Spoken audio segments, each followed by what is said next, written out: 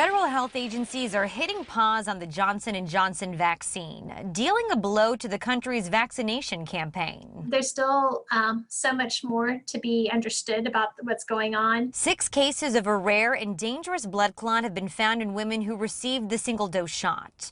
The clots happened within 2 weeks of being administered. Meanwhile, more than 6.8 million doses of the J&J vaccine have been given in the U.S. with little to no side effects.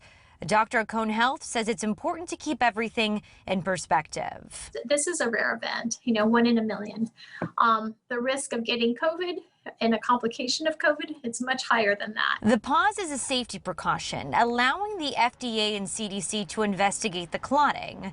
But how does it affect confidence? I know that some people will be concerned about the effects of the vaccine based on what's happened with the J&J.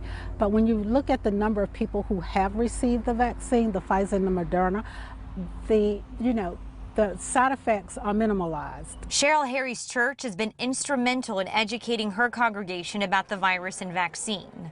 Union Baptist Church in Winston-Salem has been serving as a testing site and pop-up clinic. They felt really comfortable coming here with it, the way that it was set up. Some of their tensions, their fears were eased because they were doing it in the church setting particularly.